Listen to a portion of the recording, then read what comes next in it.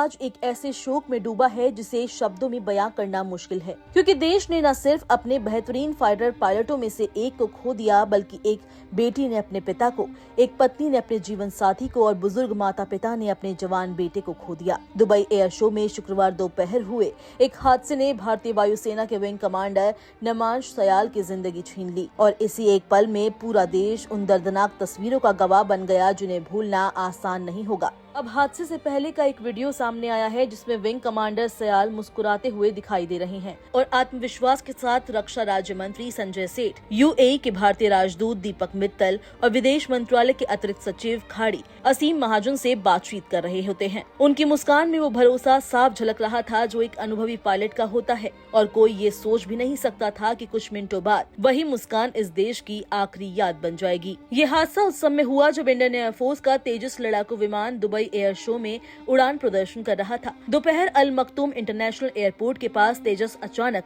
जमीन की ओर बढ़ा और पायलट के पास रिकवरी का समय नहीं बचा। वीडियो फुटेज बताती है कि विमान एक नकारात्मक जी वाले टर्न से उबर नहीं पाया और कुछ ही क्षणों में तेज धमाके के साथ धरती से टकरा गया। दुर्घटना के बाद वायुसेना ने पुष्टि की कि पायलट विंग कमांडर नामंश सयाल हादसे में बलिदान हो गए। लगभग 35 वर्ष की उम्र में जब वो प्रमोशन के बेहद करीब थे और स्क्वाड्रन लीडर के पद पर पहुंच चुके थे, उसी समय ये त्रासदी घट गई।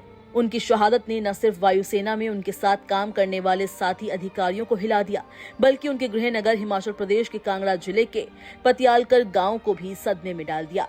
विंग कमांडर सयाल अपने पीछे अपनी पत्नी को छोड़ गए हैं, जो खुद भारतीय वायुसेना में अधिकारी है, एक छोटी बेटी जो शायद अभी ये नहीं समझ पा रही होगी कि उसके पिता अब कभी घर नहीं लौटेंगे, और उनके माता पिता जिनकी दुनिया उसी क्षण बिखर गई जब उन्हें ये खबर मिली।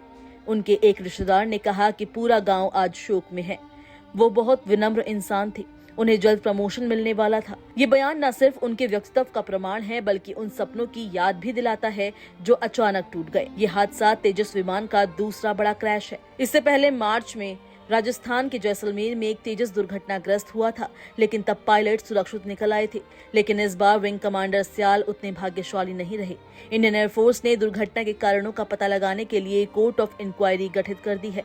जांच इस बात पर केंद्रित होगी कि विमान के नियंत्रण में क्या तकनीकी कमी आई और नकारात्मक जी वाले उस मैन्यूअर में अचानक ऐसी क्या स्थिति बनी जिससे रिकवरी संभव नहीं रही।